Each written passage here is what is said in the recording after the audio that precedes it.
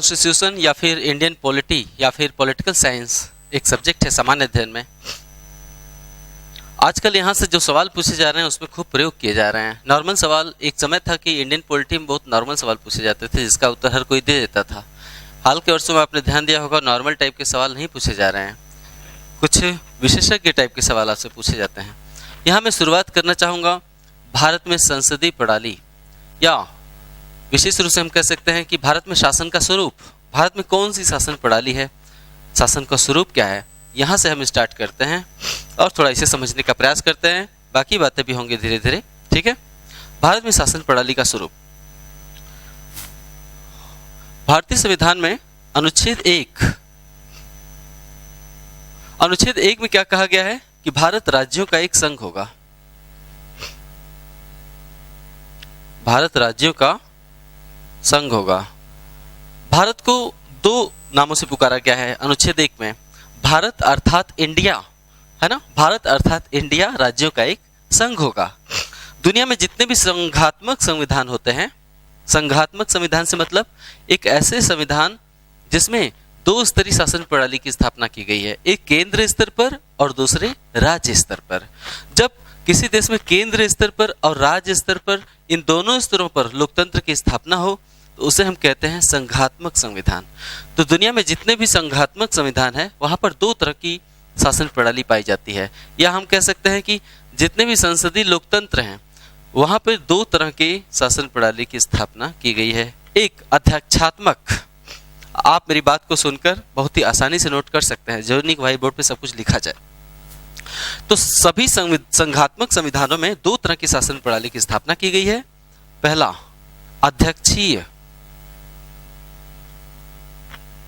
है अध्यक्षीय शासन प्रणाली और दूसरा है संसदीय। हम इसे आज विस्तार में समझेंगे, आप बिल्कुल जल्दीबाजी मत पड़िए, आराम से इसे खत्म करते हैं, ठीक है। अध्यक्षीय शासन प्रणाली और संसदीय शासन प्रणाली, है ना, आप शासन प्रणाली नोट कर लीजिएगा यहाँ पे। हमारे देश में तो संसदीय शासन प्रणाली है। पहले अध्यक्षीय को देख लेते हैं। जो अध्यक्षीय शासन प्रणाली होती है ना, उसमें राष्ट्रपति सर्वे सर्वा होता है। सर्वे सर्वा मतलब समस्त कार्यपालिका शक्ति, मतलब कार्यपालिका की वास्तविक शक्तियां राष्ट्रपति में निहित होती हैं। उदाहरण के लिए अमेरिका में अध्यक्षीय शासन प्रणाली है, वहां पर शासन की वास्तविक कार्यपालिका शक्तियां राष्ट्रपति में निहित होती हैं, क्योंकि अध्यक्षीय शासन प्रणाली में राष्ट्रपति का निर्वाचन प्रत्यक्ष रूप से जनता द्वारा किया जाता है, जनता प्रत्यक्ष निर्वाचित करती है राष्ट्रपति को। भारत में इंग्लैंड की तर्ज पर संसदीय शासन प्रणाली को अपनाया गया है। भारत में इंग्लैंड की तर्ज पर संसदीय शासन प्रणाली को अपनाया गया है। संसदीय शासन प्रणाली अध्यक्षीय वाली से अलग कैसे है? संसदीय शासन प्रणाली में राष्ट्रपति नाम मात्र का कार्यपालिका प्रमुख होता है।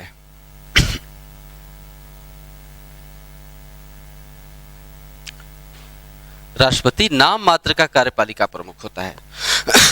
और संसदीय शासन प्रणाली में दो तरह की कार्यपालिका होती है। एक नाम मात्र का, इसे हम कहते हैं संवैधानिक, क्या, संवैधानिक कार्यपालिका।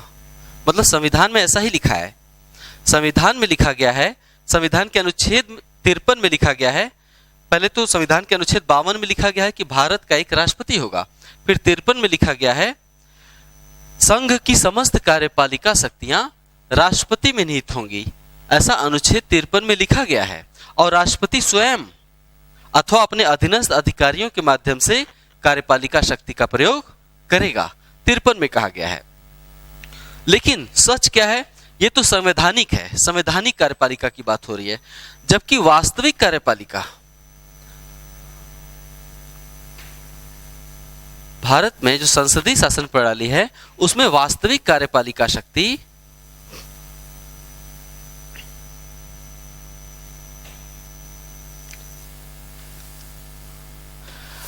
मंत्रिपरिषद में निहित होती है।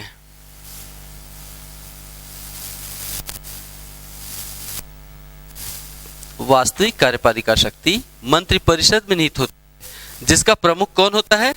का प्रधान प्रधानमंत्री होता है। मंत्रिपरिषद का प्रधान प्रधानमंत्री होता है।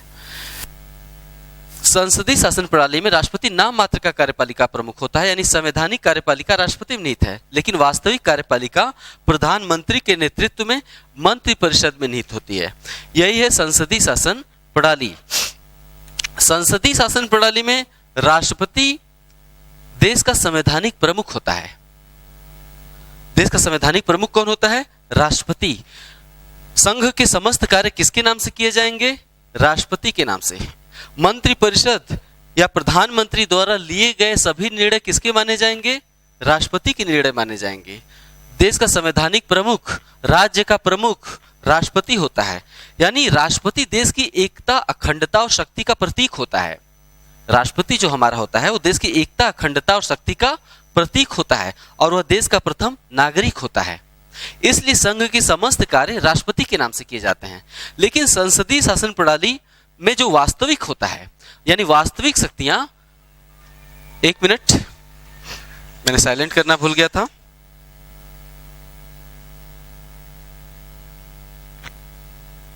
वास्तविक कार्यपालिका शक्तियां प्रधानमंत्री के नेतृत्व में मंत्रिपरिषद में निहित होती है। वास्तविक कार्यपालिका शक्तियां मंत्रिपरिषद में क्यों निहित होती हैं? क्योंकि संसदीय शासन प्रणाली में जनता के प्रतिनिधि ही कार्यपालिका का गठित करते हैं। संसदीय शासन प्रणाली में कार्यपालिका मतलब समझ रहे हैं आप? कार्यपालिका मतलब सरकार होता है। जब भी मैं कार्यपालिका बोल रहा हूं तो आप समझेंगे इसका मतलब सरकार, यानी संवैधानिक सरकार कौन है? राष्ट्रपति। वास्तविक सरकार कौन है? मंत्रिपरिषद। ऐसा क्यों होता है? क्योंकि संसदीय शासन प्रणाली में जनता द्वारा निर्वाचित प्रतिनिधि ही सरकार यानी कार्यपालिका का गठन करते हैं। चूंकि भारत में राष्ट्रपति का निर्वाचन जनता द्वारा अप्रत्यक्ष रूप से होता है। राष्ट्रपति का निर्वाचन तो होता है लेकिन जनता प्रत्यक्ष निर्वाचन में भाग नहीं लेती। तो संसदीय शासन प्रणाली में राष्ट्रपति का निर्वाचन जनता द्वारा प्रत्यक्ष न होकर अप्रत्यक्ष रूप से होता है और संसदीय शासन प्रणाली में जनता द्वारा निर्वाचित प्रतिनिधि ही कार्यपालिका का गठन करते हैं। चूंकि जनता द्वारा निर्वाचित प्रतिनिधि संघ के स्तर पर लोकसभा में जाते हैं। कहां पे जाते हैं? लोकसभा में। लोकसभा में जो दल बहुमत प्राप्त करता है, यानी जो दल बहुमत प्राप्त करता है वही सरकार का गठन करता है। ठीक है। अनुच्छेद 53 पे फिर रिपीट कर रहा हूं। अनुच्छेद 53 में कहा गया है कि राष्ट्रपति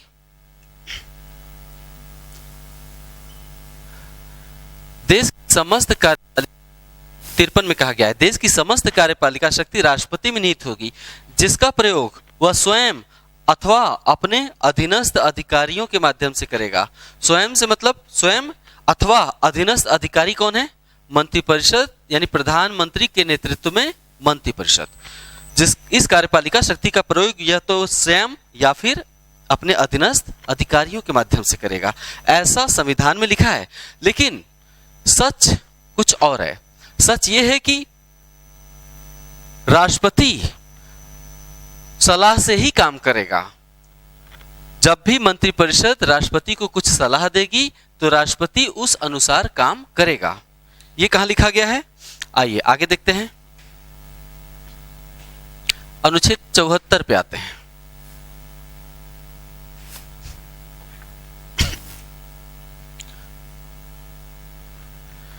तिरपन के बाद एक अनुच्छेद है 74। अनुच्छेद 74 में कहा गया है राष्ट्रपति को उसके कार्यों में सहायता और सलाह देने के लिए राष्ट्रपति को उसके कार्यों में सहायता और सलाह देने के लिए एक मंत्रिपरिषद होगी। एक मंत्रिपरिषद होगी जिसका प्रधान प्रधानमंत्री होगा अर्थात पीएम होगा, और राष्ट्रपति मंत्रिपरिषद द्वारा दी गई सलाह के अनुसार ही कार्य करेगा। स्पष्ट कर दिया गया है अनुच्छेद 74 में। अनुच्छेद 53 की जो भाषा है वो थोड़ी कंफ्यूजिंग है, क्योंकि अनुच्छेद 53 में कहा गया है कि समस्त कार्यपालिका शक्ति राष्ट्रपति में निहित होगी और राष्ट्रपति इन कार्यपालिका शक्तियों का प्रयोग स्वयं अथवा अपने अधीनस्थों के माध्यम से करेगा। लेकिन राष्ट्रपति को कोई कंफ्यूजन न हो जाए, इसलिए अनुच्छेद 74 में स्पष्ट किया गया है कि राष्ट्रपति को सहायता और सलाह देने के लिए एक मंत्रिपरिषद होगी जिसका प्रधानमंत्री होगा और राष्ट्रपति इनके द्वारा दी गई सलाह के अनुसार ही काम करेगा। ठीक है, यानी संसदीय लोकतंत्र में वास्तविक कार्यपालिका शक्ति कहां है? ये है। और ये सलाह क्या होता है? सलाह, ये इन्हें सलाह किस रूप में देते हैं? विधेयक के रूप में। सरकार जब भी कोई निर्णय लेती है ना, तो विधेयक उसे कहते हैं। सरकार का जो कानून का प्रारूप होता है, संसदीय लोकतंत्र में कोई भी निर्णय कानून से ही लागू हो सकता है। यानी अगर सरकार कोई निर्णय लेती है तो पहले उसे कानून पारित करना होगा, यानी जो उसके निर्णय का रूपरेखा है उसे हम कहते हैं विधेयक। विधेयक को लोकसभा में पारित करना होगा, फिर राज्यसभा में, इसके बाद वो राष्ट्रपति के पास जाएगा। यानी तो वही विधेयक जब लोकसभा में पारित होकर, राज्यसभा में पारित होकर जब राष्ट्रपति के पास भेजा जाता है तो उसी को हम क्या कहते हैं? सलाह। यानी मंत्रिपरिषद विधेयक पारित करवाती है लोकसभा से, राज्यसभा से, उसके बाद उसे राष्ट्रपति के पास जब भेजती है तो उसी को हम कहते हैं सलाह। यानी एक तरह से राष्ट्रपति मंत्रिपरिषद द्वारा दी गई सलाह को मानने के लिए बाध्य है। वास्तविकता यह है कि राष्ट्रपति, संसदीय लोकतंत्र में वास्तविकता यह होता है कि राष्ट्रपति मंत्रिपरिषद द्वारा दी गई सलाह को मानने के लिए बाध्य है। राष्ट्रपति एक बार सलाह को वापस कर सकता है। अनुच्छेद 111 में, अनुच्छेद 111 में कहा गया है कि जब मंत्रिपरिषद राष्ट्रपति के पास सलाह भेजती है, यानी विधेयक कि हुजूर इस पे साइन कर दीजिए तो ये कानून बन जाएगा, जब तक राष्ट्रपति किसी विधेयक या सलाह पर स्वीकृति नहीं देता है, हस्ताक्षर नहीं करता है, तब तक वो कानून नहीं बन सकता है। तो राष्ट्रपति को एक अधिकार दिया गया है कि जो साधारण विधेयक होते हैं, विधेयक भी कई तरह के होते हैं ना, तो जो साधारण विधेयक होते हैं उन्हें राष्ट्रपति एक बार पुनर्विचार हेतु संसद को वापस कर सकता है। संसद को वापस, राष्ट्रपति जब कोई सलाह मंत्रिपरिषद द्वारा राष्ट्रपति को भेजी जाती है तो राष्ट्रपति को अधिकार दिया गया है, 3 तरह के अधिकार दिए गए हैं। पहला अधिकार तो दिया गया है कि स्वीकृति दे सकता है, यानी उस सलाह या विधेयक को स्वीकृति दे सकता है। दूसरा राष्ट्रपति के पास अधिकार है कि स्वीकृति रोक सकता है। रोक सकता मतलब मना नहीं कर रहा है, लेकिन विलंब कर रहा है, क्योंकि संविधान में यह नहीं कहा गया है कि जब कोई विधेयक राष्ट्रपति को भेजा जाएगा तो कितने दिनों के भीतर उस पर साइन कर देगा। इस दिन का उल्लेख नहीं किया गया है। बस इतना कहा गया है कि जब कोई विधेयक राष्ट्रपति के पास, यानी कोई सलाह राष्ट्रपति को भेजा जाता है, तो या तो उस पर हस्ताक्षर कर दे, या तो एक बार वापस कर, पुनर्विचार करने के लिए एक बार वापस कर सकता है। यह भी कहा गया है कि अगर स्वीकृति देना है तो अतिशीघ्र दे। यह नहीं कहा गया है कि इतने दिनों के भीतर स्वीकृति या हस्ताक्षर करना ही है, ऐसा नहीं कहा गया है। तो स्वीकृति रोक सकता है। राष्ट्रपति के पास एक ताकत है कि राष्ट्रपति अनिश्चित काल तक के लिए स्वीकृति को रोक सकता है। तीसरा विकल्प है राष्ट्रपति के पास कि एक बार, कितनी बार?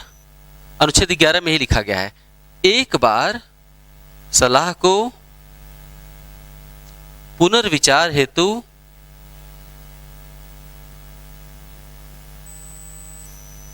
वापस कर सकता है। वापस कर सकता है यानी जब कोई सरकार जब कोई निर्णय लेती है, यानी सरकार मतलब कार्यपालिका मतलब मंत्रिपरिषद, ये तीनों एक ही बातें हैं। जब हम कार्यपालिका बोलते हैं या सरकार बोलते हैं या मंत्रिपरिषद, तो ये तीनों एक ही बातें हैं। तो जब सरकार कोई निर्णय लागू करवाना चाहती है देश में, तो वो निर्णय का जो खाका तैयार करती है उसे क्या कहते हैं? विधेयक। सरकार, संसदीय लोकतंत्र में कार्यपालिका यानी सरकार पर संसद का पूरा नियंत्रण होता है। ठीक है, संसदीय लोकतंत्र में सरकार पर संसद का पूरा नियंत्रण होता है। इसका मतलब क्या है? सरकार तब तक देश में कोई निर्णय लागू नहीं करवा सकती जब तक कि उसे संसद की स्वीकृति न मिल जाए, यानी संसद का पूरा नियंत्रण होता है। और संसद के कितने भाग होते हैं? लोकसभा, संसद के कितने अंग हैं? लोकसभा, दूसरा अंग कौन सा है? राज्यसभा, और तीसरा अंग कौन सा है? राष्ट्रपति। यानी सरकार को अगर कोई निर्णय देश में लागू करवाना है, किसी भी विभाग से संबंधित मामला हो सकता है ना, रक्षा से संबंधित मामला हो सकता है, या कोयला से संबंधित हो सकता है, रेल से संबंधित हो सकता है, खनिजों से संबंधित हो सकता है, पर्यावरण या नदियों से संबंधित हो सकता है, कोई भी निर्णय अगर सरकार को इस देश में लागू करवाना है तो उसके निर्णय के प्रारूप, वो पहले निर्णय का एक प्रारूप तैयार करती है, उसको विधेयक कहते हैं। तो सरकार पहले विधेयक को दोनों सदनों में से किसी में भी पहले ले जा सकती है। लोकसभा में पारित करवाना होता है। लोकसभा में अगर पारित होने के लिए कम से कम बहुमत की जरूरत होती है। बहुमत का मतलब होता है 50% से एक अधिक। बहुमत का मतलब क्या होता है? 50% से एक अधिक। लोकसभा में जितने भी सदस्य हैं उनमें 50% से एक अधिक अगर सहमति दे देते हैं और विधेयक साधारण विधेयक है तो साधारण बहुमत कहते हैं। साधारण बहुमत का अर्थ क्या होता है? साधारण बहुमत का अर्थ होता है 50% से एक अधिक, है ना। तो लोकसभा में साधारण विधेयक है तो साधारण बहुमत चाहिए। यहां पारित हो गया, प्रस्ताव स्वीकृत हो गया, विधेयक यहां पे पारित हो गया। अब राज्यसभा में गया, मान लेते हैं राज्यसभा में भी विधेयक पारित हो गया, मतलब 50% से एक अधिक, कम से कम 50% से एक अधिक, ज्यादा भी हो सकते हैं। तो कम से कम 50% से एक अधिक सदस्यों ने अगर उसे स्वीकृति दे दी, अब चला गया वो राष्ट्रपति के पास। जैसे ही राष्ट्रपति के पास जब कोई विधेयक भेजा जाता है तो तीन विकल्प होते हैं। राष्ट्रपति विधेयक को स्वीकृति दे सकता है, स्वीकृति रोक सकता है, या एक बार सलाह के लिए सलाह को पुनर्विचार हेतु वापस कर सकता है। किसको? दोनों सदनों को, कि इस बार एक बार पुनर्विचार कीजिए। वास्तव में राष्ट्रपति सलाह के लिए पुनर्विचार हेतु वापस जब करता है, सलाह को पुनर्विचार हेतु, कि एक बार इसे मतलब कुछ संशोधन करना है तो संशोधन कर लीजिए, वास्तव में राष्ट्रपति वापस भेजता है संसद को, लेकिन वास्तव में किसे भेजता है? कार्यपालिका यानी सरकार को वापस भेजता है। कार्यपालिका को जब राष्ट्रपति कोई सलाह को या विधेयक को पुनर्विचार हेतु एक बार वापस भेज देता है तो कार्यपालिका चाहे तो उसमें संशोधन कुछ कर सकती है अगर राष्ट्रपति चाहते हैं, या चाहे तो नहीं कर सकती है। लेकिन तब कार्यपालिका को फिर से पारित करवाना होगा, ध्यान रखिए, फिर से पारित करवाना होगा उसे लोकसभा में, राज्यसभा में, फिर राष्ट्रपति के पास जाएगा। दूसरी बार, क्योंकि यहां एक बार लिखा है, दूसरी बार राष्ट्रपति उसे वापस नहीं कर सकते हैं, एक ही बार वापस करेंगे निर्णय को यानी विधेयक को। जैसे ही राष्ट्रपति उसे स्वीकृति देता है वो विधेयक क्या बन जाता है? कानून बन जाता है। यहां से पारित, यहां से पारित, फिर यहां से पारित होने के बाद कानून। हमने थोड़ी देर पहले एक सेंटेंस बोला कि संसदीय लोकतंत्र में कार्यपालिका अर्थात सरकार पर संसद का पूर्ण नियंत्रण होता है। अब आप समझ गए, यानी संसद का कोई कार्यपालिका यानी सरकार का कोई भी निर्णय इस देश में तब तक लागू नहीं हो सकता जब तक इन तीन संस्थाओं की स्वीकृति उसे न मिल जाए। इसी को हम कहते हैं कार्यपालिका पर संसद का नियंत्रण। ये संसदीय लोकतंत्र की पहचान होती है। हाँ, अब आते हैं दूसरी बात पर। इतना आप लिख लेंगे, मुझे पूरा यकीन है कि लिखने में कोई भी असुविधा नहीं आनी चाहिए। संसदीय लोकतंत्र में, संसदीय शासन प्रणाली में राष्ट्रपति नाम मात्र का कार्यपालिका प्रमुख होता है। राष्ट्रपति नाम मात्र का कार्यपालिका प्रमुख होता है, जबकि वास्तविक कार्यपालिका यानी एग्जीक्यूटिव, वास्तविक कार्यपालिका शक्तियां मंत्रिपरिषद में निहित होती हैं। इसका नेतृत्व कौन करता है? पीएम। संसदीय लोकतंत्र में वास्तविक शक्तियां मंत्रिपरिषद में क्यों निहित होती हैं? क्योंकि संसदीय लोकतंत्र में जनता द्वारा निर्वाचित प्रतिनिधि, संसदीय लोकतंत्र में जनता द्वारा निर्वाचित प्रतिनिधि, जनता द्वारा निर्वाचित प्रतिनिधि कहां बैठते हैं? ब्रैकेट में क्या लिख देंगे हम? लोकसभा में बैठते हैं।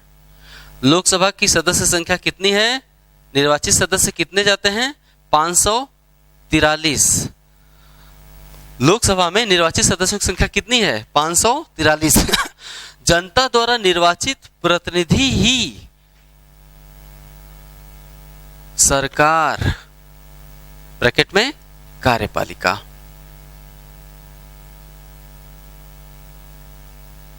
का गठन करते हैं।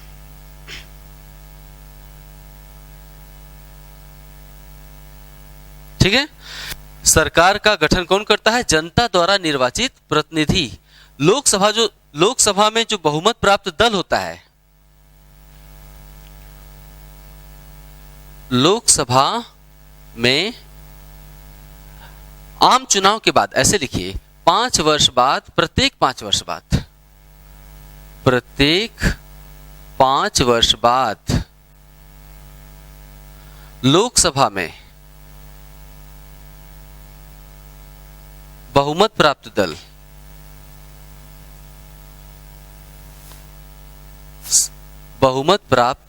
दल सरकार का गठन करता है।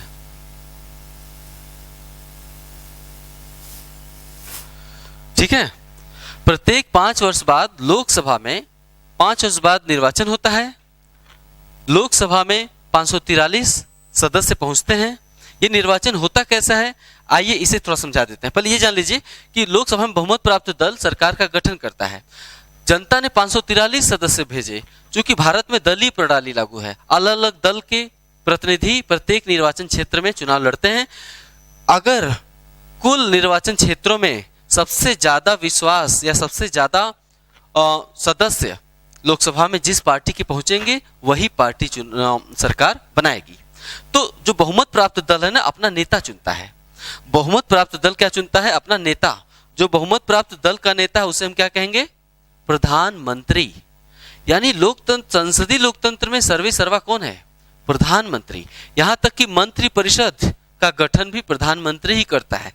ऐसे तो संविधान में लिखा गया है कि प्रधानमंत्री और उसके मंत्रिपरिषद का गठन राष्ट्रपति द्वारा किया जाएगा, लेकिन वास्तव में प्रधानमंत्री और मंत्रिपरिषद की नियुक्ति राष्ट्रपति करने के लिए बाध्य है, क्योंकि राष्ट्रपति उसी को पीएम नियुक्त करेगा जिसे जनता ने चुना है। जनता ने अगर मान लेते हैं भाजपा को पूर्ण बहुमत दे दिया है लोकसभा में, बहुमत मतलब क्या होता है? आधे सदस्यों से एक अधिक। आइए इसे ऐसे समझते हैं। संसदीय लोकतंत्र में जनता जिसे बहुमत दे, बहुमत मतलब होता है लोकसभा के कुल सदस्य अर्थात 543 सदस्यों का आधे से एक अधिक, जो भी बहुमत प्राप्त कर लेगा वो सरकार का गठन करेगा। वही दल अपना नेता चुनेगा और उसका नेता यानी प्रधानमंत्री अपनी मर्जी से जिसको भी चाहे मंत्री बना सकता है। जरूरी नहीं है कि वो संसद का, लोकसभा या राज्यसभा का सदस्य हो। प्रधानमंत्री जिसे भी मंत्री नियुक्त करेगा, प्रधानमंत्री इतना ताकतवर व्यक्ति होता है कि किसी को भी अपने पसंद के व्यक्ति को कोई विभाग दे सकता है। जैसे विदेश मंत्रालय होता है, रक्षा मंत्रालय होता है ना, कृषि मंत्रालय होता है, ग्रामीण विकास मंत्री है, महिला बाल विकास मंत्री है, गृह मंत्री होते हैं, कोयला मंत्री, रेल मंत्री, सूचना और संचार प्रौद्योगिकी मंत्री होते हैं, पर्यावरण मंत्री, नदी संवर्धन मंत्री, शहरी विकास मंत्री। प्रधानमंत्री किसी को भी कोई भी विभाग दे सकता है। हाँ, ये अलग बात है कि जब प्रधानमंत्री किसी को कोई विभाग दे देता है या मंत्री बना देता है, तो उसे 6 महीने के भीतर लोकसभा या राज्यसभा की सदस्यता हासिल करनी होगी। यहाँ सदस्यता से क्या मतलब है? कैसे सदस्यता हासिल करेगा? चुनाव लड़कर। मान लेते हैं कि अगर प्रधानमंत्री ने किसी को मंत्री बना दिया, तो उसे लोकसभा का चुनाव, अगर वो लोकसभा का सदस्य नहीं है, तो उसे लोकसभा में कोई सीट अगर खाली है, मान लेते हैं चुनाव बाद किसी की मृत्यु हो गई या किसी का निर्वाचन अवैध घोषित कर दिया गया लोकसभा में, तो वो पद रिक्त हो गया। तो प्रधानमंत्री जिस सदस्य को कोई मंत्री बनाए हैं, अगर वो संसद का सदस्य नहीं है, तो उस रिक्त पद पर चुनाव लड़कर लोकसभा में जा सकता है। ठीक है, 6 महीने के भीतर उसे संसद की सदस्यता हासिल करनी होती है। होता कैसे है?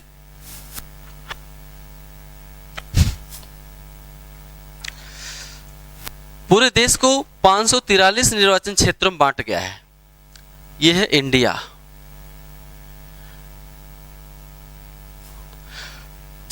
पहले राजाओं वाली शासन प्रणाली हुआ करती थी, अब संसदीय शासन प्रणाली है। संसदीय शासन प्रणाली में जनता द्वारा निर्वाचित प्रतिनिधि ही सरकार बनाते हैं। एक बात जान गए आप कि संसदीय शासन प्रणाली में जनता द्वारा निर्वाचित प्रतिनिधि सरकार का गठन करते हैं। अब जनता द्वारा निर्वाचित प्रतिनिधि चुने कैसे जाएंगे? इसके लिए पूरे देश को जनसंख्या के आधार पर अलग अलग भागों में बांट दिया गया है। हम उसका विभाजन ऐसे कर दे रहे हैं आपको समझाने के लिए। पूरे देश को 543 क्षेत्रों में बांटा गया है, 543 क्षेत्रों में बांट दिया गया है। अब कैसे बांटा जाता है? जनसंख्या के आधार पर। जैसे दिल्ली जैसे क्षेत्रों में जनसंख्या बहुत सघन है तो वहां का निर्वाचन क्षेत्र छोटा होगा। अब राजस्थान जैसे क्षेत्रों में जनसंख्या बहुत विरल है तो राजस्थान का निर्वाचन क्षेत्र ज्यादा बड़ा होगा, है ना। कम से कम 10 लाख जनसंख्या का प्रतिनिधित्व होना चाहिए। एक निर्वाचन क्षेत्र में कम से कम 10 लाख जनसंख्या होनी चाहिए। तो ये 543 निर्वाचन क्षेत्रों में बांट दिया गया है। प्रत्येक 5 वर्ष बाद आम चुनाव होता है। प्रत्येक 5 वर्ष बाद इस देश में आम चुनाव होता है। आम चुनाव, इसे हम कह सकते हैं लोकसभा चुनाव, आम चुनाव या लोकसभा चुनाव। हर दल के प्रतिनिधि हर निर्वाचन क्षेत्र में खड़े होंगे। भाजपा के भी, कांग्रेस के भी, सपा के भी, बसपा के भी। टोटल 6 राष्ट्रीय पार्टियां हैं ना। ये सभी राष्ट्रीय पार्टियां या क्षेत्रीय पार्टियां निर्वाचन क्षेत्रों में खड़ी होंगी। लेकिन प्रत्येक निर्वाचन क्षेत्र से कोई एक प्रतिनिधि ही जीत सकता है जो सबसे ज्यादा वोट प्राप्त करे। तुलनात्मक रूप से मान लेते हैं एक निर्वाचन क्षेत्र में 6 प्रतिनिधि खड़े हैं अलग अलग पार्टियों के, तो तुलनात्मक रूप से इन 6 पार्टियों में जो सबसे ज्यादा वोट पाएगा जनता का, वो पहुंच जाएगा लोकसभा में। ठीक है। अब 5 साल बाद जो चुनाव होता है उसमें 543 सदस्य चुनकर आ गए। 543 निर्वाचन क्षेत्रों से 543 सदस्य चुनकर कहां चले गए? लोकसभा में। ठीक है। लोकसभा में 543 सदस्य गए, लेकिन ये 543 सदस्य सभी पार्टियों से हैं, अलग अलग दलों से हैं। तो जो दल सबसे ज्यादा या जो दल बहुमत प्राप्त करेगा, बहुमत का मतलब क्या होता है? 543/2 प्लस 1, 543/2 प्लस 1 मतलब आधा से एक अधिक। जो भी दल लोकसभा में बहुमत प्राप्त करेगा, बहुमत मतलब 543/2 प्लस 1, इसे कहते हैं बहुमत। जो भी दल बहुमत प्राप्त करेगा वही सरकार का गठन करेगा। जैसे 2014 के लोकसभा चुनाव में बहुमत किसने प्राप्त किया था? गठबंधन ने, एनडीए ने प्राप्त किया था। एनडीए का प्रमुख घटक दल कौन सा है? भाजपा। एनडीए का फुल फॉर्म है नेशनल डेमोक्रेटिक अलायंस। तो या तो कोई पार्टी बहुमत का प्राप्त कर ले या तो गठबंधन। गठबंधन चुनाव के पहले भी किए जा सकते हैं और चुनाव के बाद भी। मान लेते हैं कोई दल सबसे बड़े दल के रूप में उभरता है चुनाव बाद, मान लेते हैं कांग्रेस सबसे बड़े दल के रूप में उभरी लोकसभा में, उसके पास सांसद ज्यादा हैं लेकिन वो बहुमत प्राप्त नहीं कर पाई। सबसे बड़ी दल तो है कांग्रेस लेकिन बहुमत नहीं प्राप्त कर पाई। ऐसी स्थिति में कांग्रेस क्या करेगी? किसी दूसरी पार्टी से गठबंधन करके इतने पार्टियों से गठबंधन कर देगी ताकि उसके कम से कम 272 सदस्य लोकसभा में हो जाएं। किसी ऐसे पार्टी से गठबंधन करेगी जिससे गठबंधन करने के बाद उस गठबंधन के कुल 272 सदस्य हो जाएं, क्योंकि दूसरी पार्टियों के सदस्य भी तो हैं लोकसभा में। तो वो देखेगी कोई छोटी पार्टी पकड़ेगी, बड़ी पार्टी से गठबंधन नहीं करेगी क्योंकि बड़ी पार्टी तो विपक्ष का काम करेगी ना। तो वैसे भी 2 ध्रुव आपस में मिल नहीं सकते। संसदीय लोकतंत्र में 2 ध्रुव मतलब भाजपा और कांग्रेस आपस में मिल जाएंगे तो इससे लोकतंत्र खराब हो जाता है, फिर भ्रष्टाचार का बोलबाला हो जाएगा चारों तरफ। जरूरी है कि आपस में न मिले। तो जो सबसे बड़ा दल है वो किसी छोटी पार्टी से गठबंधन करके कम से कम 272 हासिल करने का प्रयास करता है, 272 प्लस, उसके बाद उसकी सरकार बन जाएगी। 2014 में एनडीए ने कितने सांसद प्राप्त किए थे अपने? 2014 में एनडीए यानी राजग के कितने सदस्य पहुंचे थे? 334। 2014 में जो आम चुनाव हुआ था, राजग के 334, राष्ट्रीय जनतांत्रिक गठबंधन जिसका सबसे बड़ा घटक दल भाजपा है, उसके 334 सदस्य चुने गए थे। तो स्वाभाविक तौर पे ये 543 का आधा से प्लस 1 272 ही लगभग होता है, उसके तो 334 मिल गए। तो अब एनडीए ने अपना नेता चुना। किसे चुना? नरेंद्र मोदी जी को। क्योंकि ये 334 सदस्य कैसे जीते थे एनडीए के? नरेंद्र मोदी जी के बल पे जीते थे। क्यों? उन्होंने जनता को क्या दिया था? विश्वास दिया और जनता ने उन्हें क्या दिया, आंकड़ा दिया। ठीक है, तो इस तरह से जनता द्वारा निर्वाचित प्रतिनिधि ही सरकार का गठन करते हैं। अब 543 सदस्य है, 543 सदस्यों में जो भी बहुमत प्राप्त किया, 2014 का उदाहरण लेके समझते हैं। एनडीए ने बहुमत प्राप्त किया, अब एनडीए अपना नेता चुनेगी। नेता को क्या कहते हैं, पीएम। संविधान में लिखा है, अनुच्छेद 75 में लिखा है, यहां पे लिखिए, अनुच्छेद 75 बीच में ही लिख दीजिए।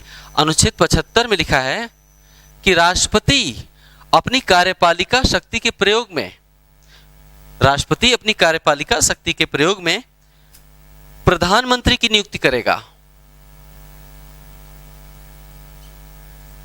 प्रधानमंत्री की नियुक्ति करेगा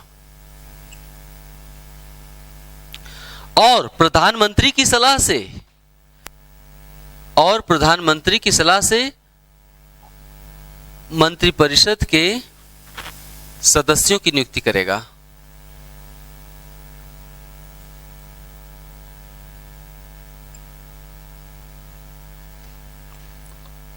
अनुच्छेद 75 में इस भाषा का प्रयोग किया गया है कि राष्ट्रपति अपनी कार्यपालिका शक्ति के प्रयोग के लिए, ध्यान रहे, जो संघात्मक संविधान में जो संसदीय शासन प्रणाली लागू होती है उसमें राष्ट्रपति पद जनता द्वारा अप्रत्यक्ष रूप से निर्वाचित होता है, इसलिए राष्ट्रपति के पास वास्तविक शक्तियां नहीं होती हैं।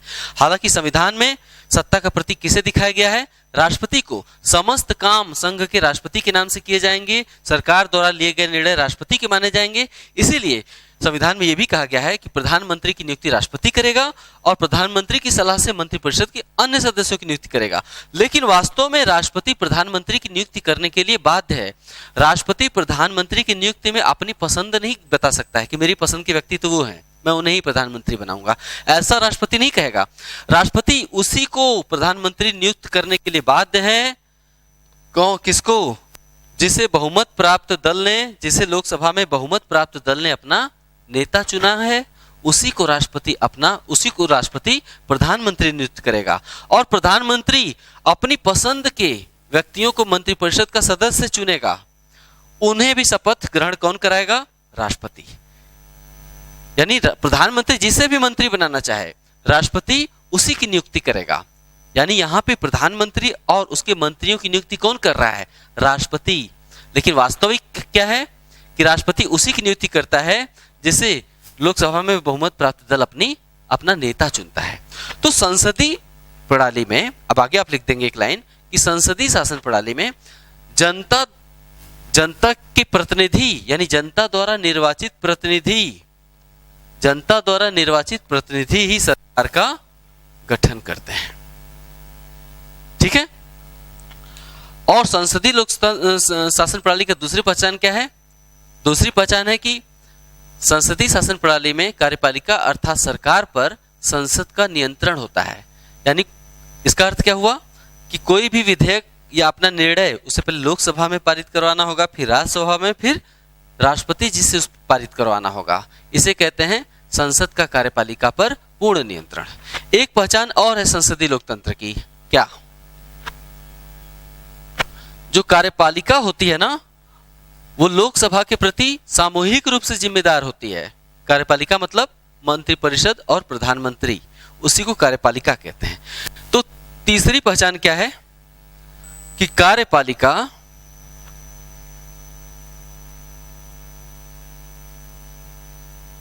यानी सरकार लोकसभा के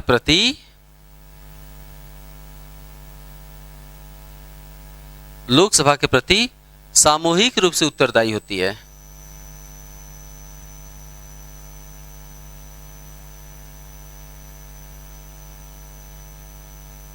सामूहिक रूप से उत्तरदायी मतलब कार्यपालिका में जो, या मंत्रिपरिषद, इसे हम कह सकते हैं मंत्रिपरिषद। कार्यपालिका शब्द की बजाय बेहतर होगा कि हम यहां पे लिख दें मंत्रिपरिषद। संसदीय शासन प्रणाली में मंत्रिपरिषद अर्थात सरकार लोकसभा के प्रति सामूहिक रूप से उत्तरदायी होती है। इसका अर्थ क्या होता है, सामूहिक मतलब सामूहिक रूप से। अच्छा, आपने देखा है अखबारों में कि कैबिनेट में निर्णय लिया गया। अक्सर इस तरह की शब्दावलियों का प्रयोग अखबार के पहले पन्ने पर होता है कि कैबिनेट में निर्णय लिया गया। कैबिनेट हमेशा मंत्रिपरिषद के 3 भाग होते हैं, मंत्री, राज्य मंत्री, स्वतंत्र प्रभार कहते हैं इसको, स्वतंत्र प्रभार वाले राज्य मंत्री, और तीसरे होते हैं उप मंत्री। मंत्रिपरिषद के 3 भाग हैं, मंत्री होते हैं, राज्य मंत्री होते हैं, उप मंत्री होते हैं। इसमें सबसे महत्वपूर्ण मंत्री होते हैं। मंत्रियों को ही क्या कहा जाता है? कैबिनेट कहा जाता है। कैबिनेट का मतलब राज्य मंत्री या उप मंत्री नहीं होता है, कैबिनेट का मतलब केवल मंत्री होता है। तो अखबारों में अक्सर एक गोल टेबल बना रहता है, उसके चारों तरफ कुछ लोग बैठे हुए दिखाई देते हैं, प्रधानमंत्री भी वहीं पे होगा। प्रधानमंत्री की सहमति चाहिए, पहले तो कैबिनेट की स्वीकृति चाहिए। मान लेते हैं कोयला मंत्री जी ने कोई निर्णय लिया खनन से संबंधित, तो अब उन्हें अपना निर्णय कोयला क्षेत्रों में लागू करवाना है। कैसे लागू होगा? संसद में पारित करवाना है, कोई बड़ा अगर निर्णय है तो, कोई ऐसा बदलाव जो कि अब तक इस देश में नहीं हुआ है, तो उन्हें अपना निर्णय लागू करवाना है।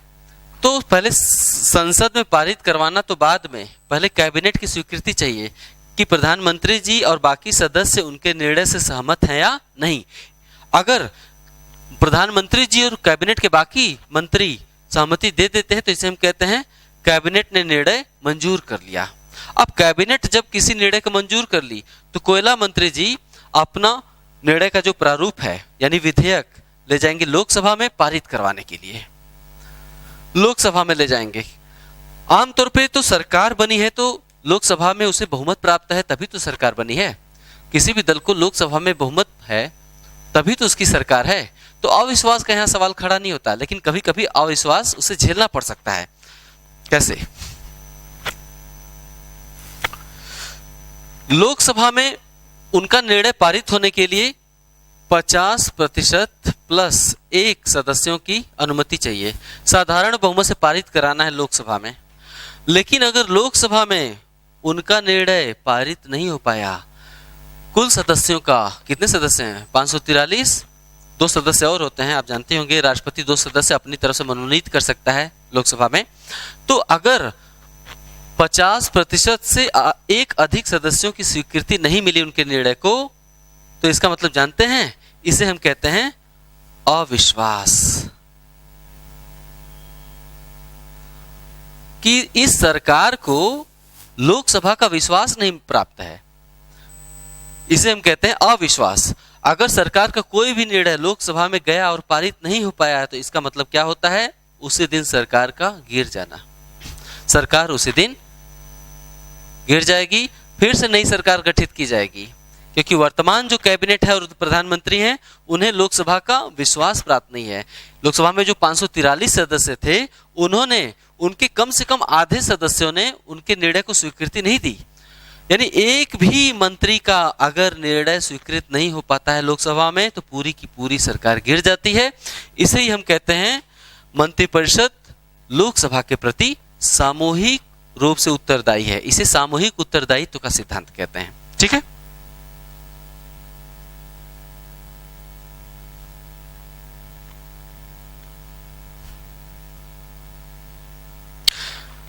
अब आप समझ गए संसदीय शासन प्रणाली क्या है। लास्ट में 2 लाइनें। संसदीय शासन प्रणाली में 2 तरह की कार्यपालिका होती है, संवैधानिक और वास्तविक। संवैधानिक कार्यपालिका राष्ट्रपति में निहित है, जबकि वास्तविक कार्यपालिका जनता द्वारा निर्वाचित प्रतिनिधियों द्वारा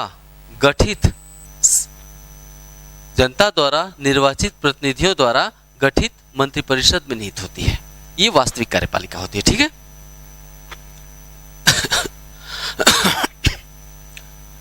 अच्छा, भारत में जो संसदीय शासन प्रणाली अपनाई गई वो इंग्लैंड से ली गई। इंग्लैंड में 16वीं 17वीं शताब्दी से ही संसदीय प्रशासन प्रणाली का विकास हो गया था। जब यहाँ पर औरंगजेब दक्कन में अभियान चला रहे थे, उसी समय ब्रिटेन में संसदीय शासन प्रणाली की लगभग स्थापना हो चुकी थी। यानी जनता अपना प्रतिनिधि निर्वाचित करते थे और उनके प्रतिनिधियों से मिलकर बनी सरकार ही देश चलाती थी। तो इंग्लैंड और भारत के संसदीय प्रणाली में 2 मूलभूत अंतर है, उसे जान लेना चाहिए। पहला,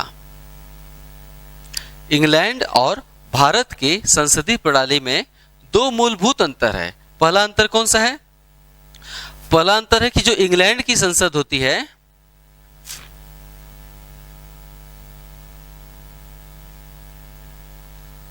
इंग्लैंड की संसद संप्रभु होती है। यानी संसद से अगर कोई कानून पारित एक बार हो गया तो न्यायपालिका उसकी समीक्षा नहीं कर सकती, उस पर सवाल खड़े नहीं कर सकती। इंग्लैंड की संसद अगर किसी विधेयक को स्वीकृति दे दी और वो कानून बन गया, इंग्लैंड की संसद ने अगर किसी विधेयक को स्वीकृति दे दिया और वो कानून बन गया एक बार, तो संसद के निर्णयों की समीक्षा नहीं हो सकती, न्यायिक समीक्षा नहीं होगी। यानी वो मामला कोर्ट में नहीं जा सकता कि कानून गलत है या सही, कहीं सरकार द्वारा या संसद द्वारा बनाया गया कानून नागरिकों के मूल अधिकारों का उल्लंघन तो नहीं कर रहा है। इस आधार पर उस पर कोई भी विचार नहीं किया जा सकता है। यानी इंग्लैंड की संसद संप्रभु है, जबकि भारत में संसद संप्रभु नहीं है, संप्रभु नहीं है। क्यों? क्योंकि भारत में संसद द्वारा लिए गए निर्णयों की न्यायिक समीक्षा की जा सकती है, न्यायिक समीक्षा की जा सकती है। यदि न्यायपालिका को लगता है कि संसद ने ऐसा कोई कानून या सरकार ने संसद से ऐसा कोई कानून पारित करवा लिया है, न्यायपालिका को लगता है कि यदि सरकार ने संसद से ऐसा कोई कानून पारित करवा लिया है जो संविधान का उल्लंघन कर रहा है, उदाहरण के लिए नागरिकों के मूलभूत अधिकारों का उल्लंघन कर रहा है, तो न्यायपालिका उसकी न्यायिक समीक्षा कर सकती है और संसद द्वारा पालित कानून को उस सीमा तक शून्य घोषित कर सकती है जिस सीमा तक वो संविधान का उल्लंघन कर रहा है। ठीक है, तो पहला अंतर तो ये है। दूसरा क्या है? दूसरा अंतर है कि इंग्लैंड में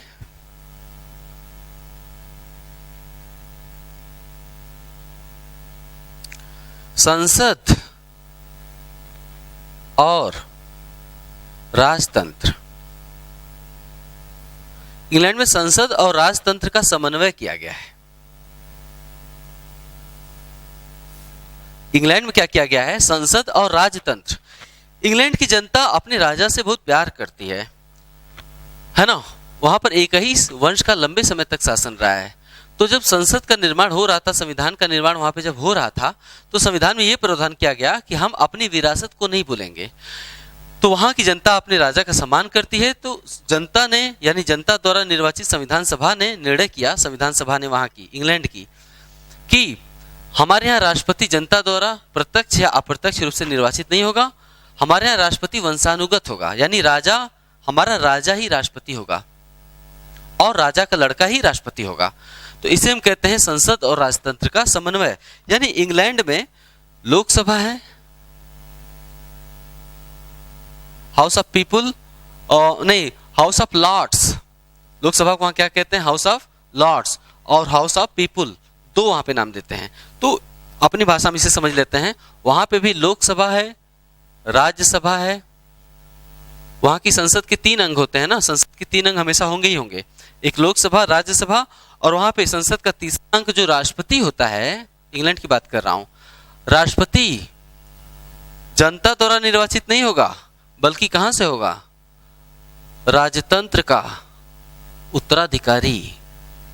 राजतंत्र का प्रत्येक अगला उत्तराधिकारी ही राष्ट्रपति होगा, राजा का लड़का ही राष्ट्रपति होगा वहां पे। यानी सरकार, लोकसभा में वहां भी बहुमत प्राप्त दल सरकार गठित करेगा, इंग्लैंड में भी लोकसभा में बहुमत प्राप्त दल सरकार का गठन करेगा, अपना नेता चुनेगा, वो नेता पीएम हो जाएगा, और पीएम वहां का भी अपनी पसंद के व्यक्तियों को मंत्रिपरिषद का सदस्य बना सकता है। उसे जब इस देश इंग्लैंड में कोई निर्णय लागू करवाना है तो विधेयक का प्रारूप लोकसभा में ले जाता है, पारित हो गया तो राज्यसभा में ले जाता है, पारित हो गया तो राष्ट्रपति के पास ले जाता है। लेकिन ये राष्ट्रपति जनता द्वारा निर्वाचित नहीं है। कौन है ये? राजतंत्र का उत्तराधिकारी है। जबकि भारत क्या है? जबकि भारत में राजतंत्र समाप्त कर दिया गया है, भारत में राजतंत्र समाप्त कर दिया गया है और भारत एक क्या है? गणतंत्र है। भारत में राजतंत्र नहीं है, क्या है? गणतंत्र है। यानी इंग्लैंड का संवैधानिक प्रमुख राजतंत्र का उत्तराधिकारी होगा और भारत का संवैधानिक प्रमुख निर्वाचित होगा। जिस देश का संवैधानिक प्रमुख निर्वाचित होता है उसे हम कहते हैं गणतंत्र। तो भारत एक गणतंत्र है क्योंकि भारत का संवैधानिक प्रमुख यानी राज्य का मुखिया यानी सत्ता, अधिकार और शक्ति का प्रतीक निर्वाचित होगा। हालांकि भारत में राष्ट्रपति का निर्वाचन अप्रत्यक्ष रूप से होता है। भारत में राष्ट्रपति का निर्वाचन जनता द्वारा अप्रत्यक्ष रूप से होता है। जनता प्रत्यक्ष निर्वाचित नहीं करती राष्ट्रपति को, अप्रत्यक्ष रूप से होता है। ठीक है, यह हो गया ब्रिटेन और भारत की संसदीय प्रणाली में दो मूलभूत अंतर। भारत में जब संविधान का निर्माण किया गया या संविधान जब लागू हुआ तो संसदीय शासन प्रणाली दो स्तरों पर लागू की गई थी। भारत में जब संविधान बना और लागू हुआ तो संसदीय शासन प्रणाली दो स्तरों पर लागू की गई थी। पहला केंद्र के स्तर पर, दूसरा राज्यों के स्तर पर। राज्यों के स्तर पर राज्यों में भी संसद की स्थापना भारत में की गई है। राज्यों में संसद के 3 अंग कौन से हैं? विधानसभा। राज्यों की संसद को हम क्या कहते हैं? विधानमंडल। भारत में 2 स्तरों पर संसदीय शासन प्रणाली स्थापित की गई थी संविधान द्वारा। केंद्र के स्तर पर क्या कहते हैं उसे? केंद्र के स्तर पर जो संसदीय प्रणाली स्थापित की गई उसके 3 अंग थे, लोकसभा, राज्यसभा और राष्ट्रपति। राज्यों के स्तर पर जो संसदीय शासन प्रणाली लागू की गई उसमें संसद को क्या कहते हैं? विधानमंडल। विधानमंडल के 3 सदस्य अंग हैं, विधानसभा, दूसरा विधान परिषद। हालांकि कुछ राज्यों में विधान परिषद नहीं है लेकिन अभी मैं आपको समझा रहा हूं। और तीसरा, राज्यों में राज्यपाल की स्थिति वही है जो केंद्र में राष्ट्रपति की है। राज्यों में राज्यपाल की स्थिति ठीक वही है जो केंद्र में राष्ट्रपति की है। राज्यों में राज्यपाल को भी वही शक्तियां मिली हुई हैं जो केंद्र में राष्ट्रपति को। यानी राज्य की समस्त कार्यपालिका शक्तियां राज्यपाल में निहित होंगी और इन कार्यपालिका शक्तियों का प्रयोग वह स्वयं अथवा अपने अधीनस्थ अधिकारियों के माध्यम से करेगा। राज्यपाल के अधीनस्थ अधिकारी कौन होंगे? मुख्यमंत्री और उनका मंत्रिपरिषद। मुख्यमंत्री और उनका जो मंत्रिपरिषद है इनकी सलाह से काम करेंगे। ये राज्यों की समस्त कार्यपालिका शक्ति राज्यपाल में निहित होगी और इन शक्तियों का प्रयोग या तो वह स्वयं या फिर मुख्यमंत्री के नेतृत्व में मंत्रिपरिषद की सलाह से करेगा। लेकिन राज्यों में भी वास्तविक हालात वही हैं जो केंद्र में हैं। राज्यों के भी समस्त कार्य किसके नाम से किए जाएंगे? महामहिम राज्यपाल के नाम से किए जाएंगे। लेकिन वास्तव में वो कार्य कौन करेगा? मुख्यमंत्री और उनका मंत्रिपरिषद। मुख्यमंत्री और उनका मंत्रिपरिषद जो भी निर्णय लेगा उस पर राज्यपाल की स्वीकृति जरूरी है। पहले यहां से पारित होगा, यहां से पारित होगा, फिर राज्यपाल की स्वीकृति हो गई तो काम हमेशा किसके नाम से होगा? राज्यपाल के नाम से होगा। यानी भारत में संविधान द्वारा 2 स्तरों पर संसदीय शासन प्रणाली लागू की गई थी, केंद्र के स्तर पर और राज्यों के स्तर पर। राज्यों के स्तर पर जो संसदीय प्रणाली थी उसके 3 अंग थे। 3 अंग हैं, विधानसभा, विधान परिषद और राज्यपाल, है ना। और राज्य की समस्त संवैधानिक रूप से राज्य की समस्त कार्यपालिका शक्तियां राज्यपाल में होती हैं और वह स्वयं अथवा अपने अधीनस्थ अधिकारियों के माध्यम से शासन करता है। लेकिन शुरू में तो 2 ही स्तरों पर शासन प्रणाली लागू की गई थी। शुरू में संविधान द्वारा 2 ही स्तरों पर संसदीय शासन प्रणाली लागू की गई थी। लेकिन 1992 में 73वां और 74वां संविधान संशोधन किया गया। संविधान में समय समय पर संशोधन किया जाता है। तो 1992 में 73वां और 74वां संविधान संशोधन किया गया और इसके माध्यम से भारत में त्रिस्तरीय संसदीय शासन प्रणाली स्थापित की गई। आज पूछा जाएगा कि भारत में त्रिस्तरीय संसदीय शासन प्रणाली कब स्थापित की गई? 1992 में स्थापित की गई, 73वें और 74वें संविधान संशोधन द्वारा। कैसे? 73वें संविधान संशोधन द्वारा ग्राम पंचायतों का गठन किया गया। ग्राम पंचायतों का गठन किया गया और 74वें संविधान संशोधन द्वारा नगर पंचायतों का गठन किया गया। ग्राम पंचायत और नगर पंचायत चुनाव होते हैं ना, तो गांव के लोग प्रतिनिधि चुनते हैं, फिर उनके द्वारा जो प्रतिनिधि चुने जाते हैं उन्हीं में से पंचायत बनती है। पंचायत का एक प्रधान होता है, वही जो निर्णय लेगा गांव में लागू होता है। तो है ना, तो बाद में 1992 में भारत में त्रिस्तरीय संसदीय शासन प्रणाली की स्थापना की गई। 73वें संविधान संशोधन द्वारा ग्राम पंचायत और 74वें द्वारा नगर पंचायतों का गठन किया गया। अब त्रिस्तरीय संसदीय शासन प्रणाली कौन क्या क्या है उसमें? केंद्र स्तर, यानी कि हम कह सकते हैं कि भारत में जनता के प्रतिनिधि 3 स्तरों पर होते हैं।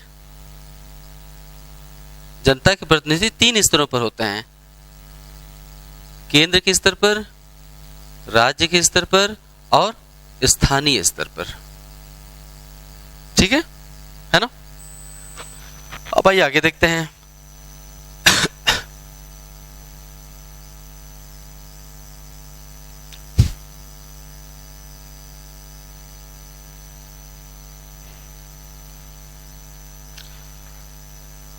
हमने संसदीय शासन प्रणाली के बारे में एक मोटा मोटा खाका खींचा कि संसदीय शासन प्रणाली होती क्या है।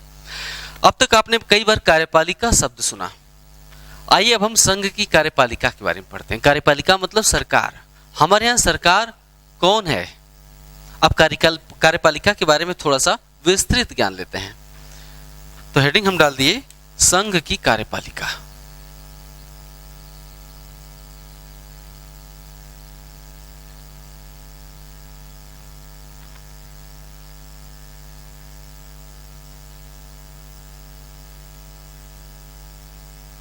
संघ की कार्यपालिका। भारत का जो संविधान है ना, वो 22 भागों में है। कितने भाग हैं टोटल? मूल रूप से 22 भाग हैं, यानी जो 395 या जितने भी अनुच्छेद हैं ये भागों में है। भाग एक तरह से आप चैप्टर कह सकते हैं, है ना। जैसे कितने भाग हैं टोटल? 22 भाग हैं। उदाहरण के लिए हम आते हैं संघ की कार्यपालिका पर, उसी पर पहुंचने का प्रयास कर रहे हैं। जैसे भाग 1 में क्या है? भाग 1 में क्या है? संघ का नाम और राज्य क्षेत्र।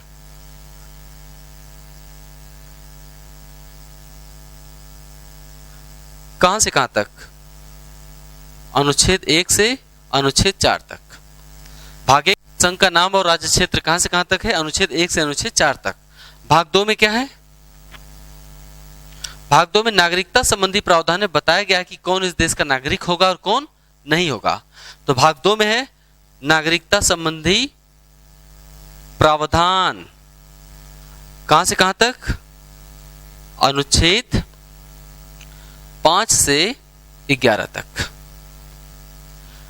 भाग 3 में क्या है? भाग 3 में फंडामेंटल राइट्स है, मूल अधिकार है।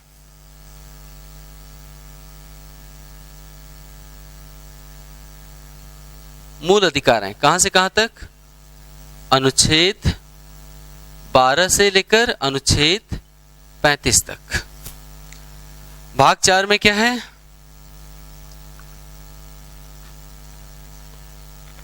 राज्य की नीति निर्देशक तत्व। तो समझाया जाएगा आपको नीति निर्देशक तत्व। भाग 4 में नीति निर्देशक तत्व हैं। राज्यों को कुछ निर्देश, भाग 4 में राज्य को कुछ निर्देश दिए गए हैं।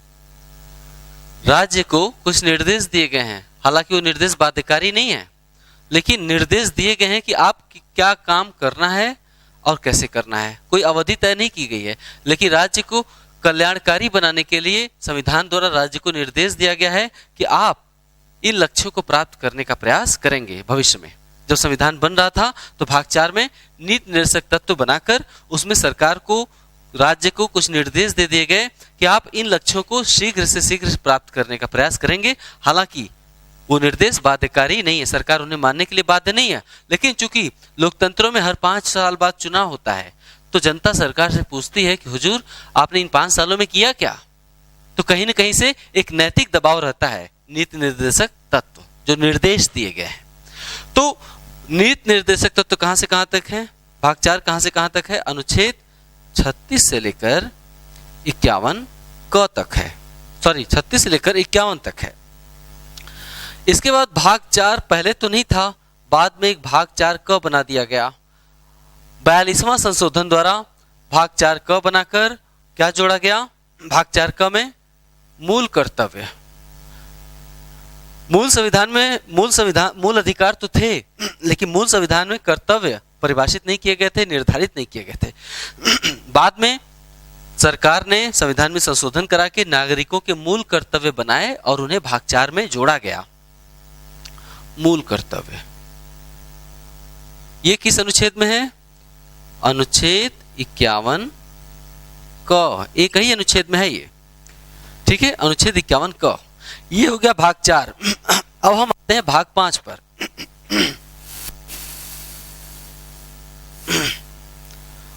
भाग 5 संघ के शासन के बारे में, संघ के शासन के बारे में। कहां से कहां तक, अनुच्छेद 52 से, अनुच्छेद 52 में क्या कहा गया है, भारत का एक राष्ट्रपति होगा। अब राष्ट्रपति जी यहां पे दस्तक दे रहे हैं अनुच्छेद 52 में। अनुच्छेद 52 से लेकर 151 तक संघ के शासन के बारे में वर्णन किया गया है, संघ का वर्णन किया गया है, संघ मतलब केंद्र सरकार। अनुच्छेद 52 से 151 तक। इसी में शुरुआती जो अनुच्छेद हैं, यानी अनुच्छेद 52 से लेकर 78 तक, बाकी तो बाद में आएगा ना, 78 के बाद 151 तक, उसे भी छोड़ देते हैं। अनुच्छेद 52 से लेकर अनुच्छेद 78 तक क्या है, संघ की कार्यपालिका का वर्णन किया गया है। अब अभी संसद का 52 से लेकर 78 तक संसद का कोई जिक्र नहीं, किसका वर्णन किया गया है, कार्यपालिका का वर्णन किया गया है। ठीक है, तो आप सबसे पहले लिखेंगे 22 भागों में भाग 5 में संघ के शासन के बारे में वर्णन है 52 से लेकर अनुच्छेद 151 तक। उसी में अनुच्छेद 52 से लेकर अनुच्छेद 78 तक सबसे पहले संघ की कार्यपालिका का वर्णन किया गया है। ठीक है, इसके बाद इसे हम मिटाते हैं। अब आगे पढ़ते हैं।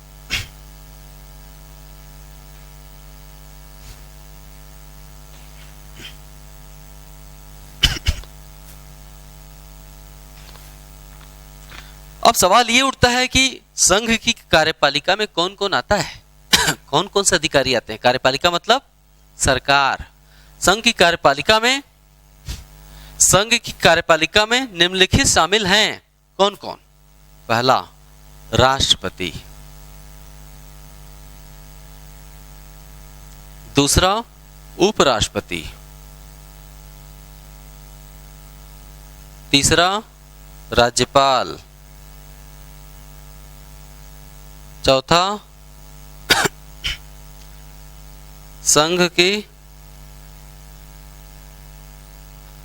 नहीं एक मिनट राज्यपाल यहां पे कहां से आ जाएगा प्रधानमंत्री।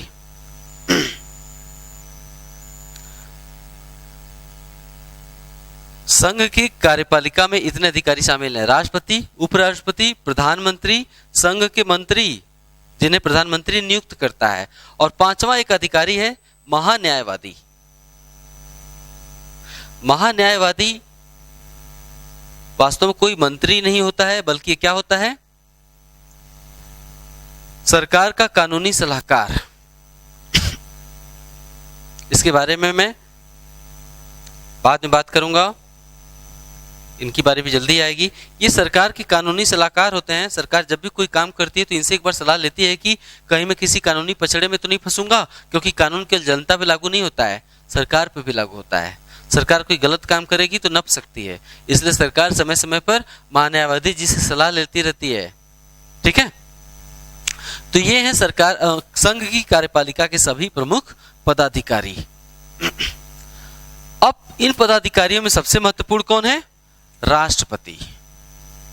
सबसे ऊपर है राष्ट्रपति।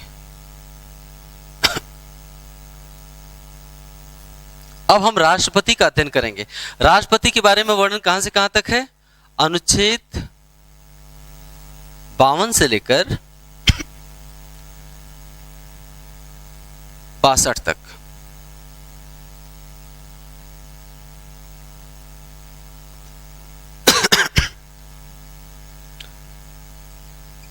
अनुच्छेद 52 में कहा गया है भारत का एक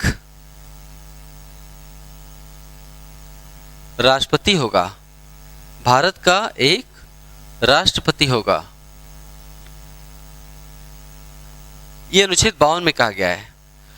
राष्ट्रपति भारतीय संघ का अध्यक्ष होता है। क्या होता है? राष्ट्रपति भारतीय संघ का अध्यक्ष होता है।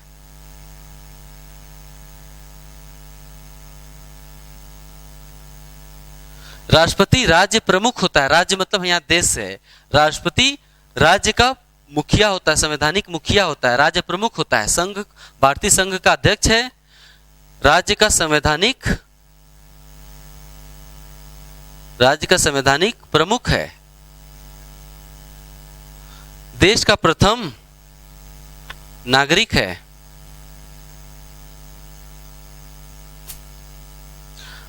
ठीक है, देश की एकता, अखंडता और सर्वोच्च सत्ता का प्रतीक है।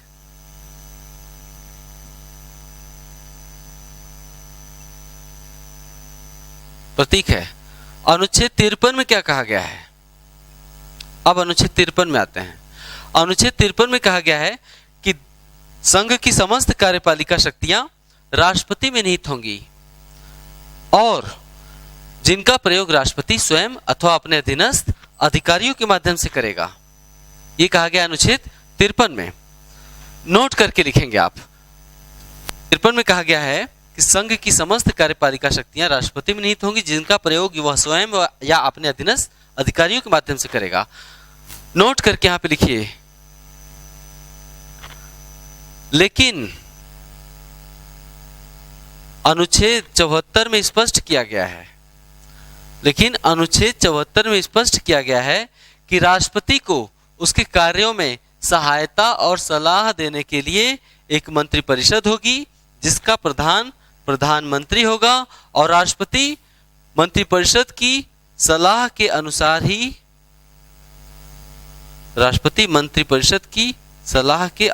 ही कार्य करेगा।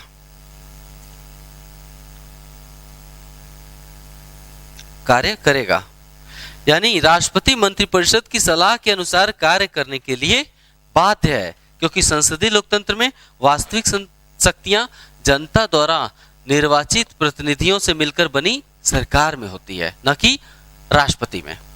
तो ये अनुच्छेद 74 में कहा गया है। अतः इस प्रावधान से स्पष्ट हो जाता है कि राष्ट्रपति नाम मात्र का कार्यपालिका का प्रमुख है और वास्तविक कार्यपालिका शक्तियां मंत्रिपरिषद में निहित होती हैं। अनुच्छेद 74 में क्या है?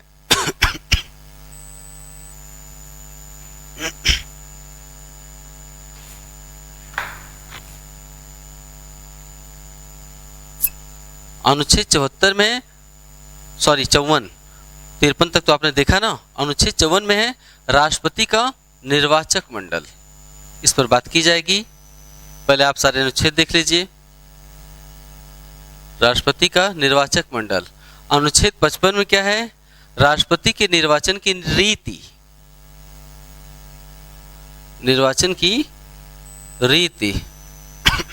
अनुच्छेद 56 में क्या है?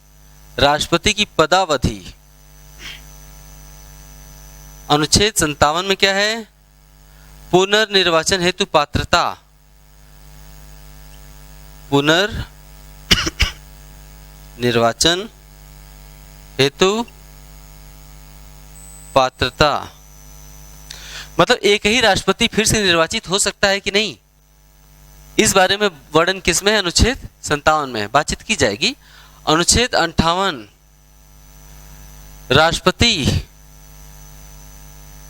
राष्ट्रपति की योग्यता कि कोई भी व्यक्ति कब राष्ट्रपति चुनाव लड़ सकता है, उसमें कौन कौन सी योग्यताएं होनी चाहिए। तो राष्ट्रपति की योग्यता अनुच्छेद 58 में है, यानी निर्वाचित होने के लिए अर्हताएं, इसे आप कह सकते हैं। राष्ट्रपति निर्वाचित होने के लिए योग्यता या अर्हता अनुच्छेद 59 राष्ट्रपति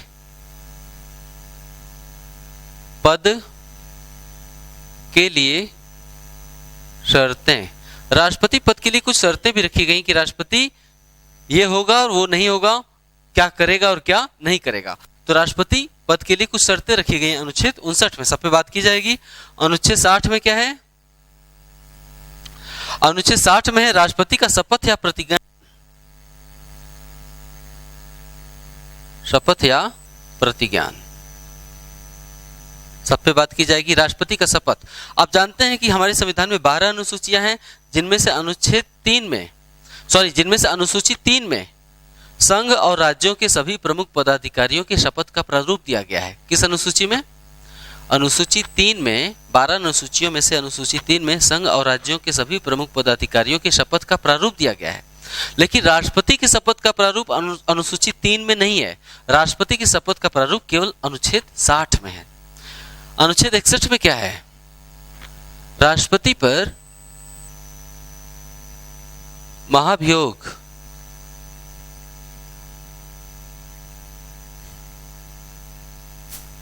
अनुच्छेद 62 में क्या है? राष्ट्रपति और उपराष्ट्रपति के निर्वाचन से संबंधित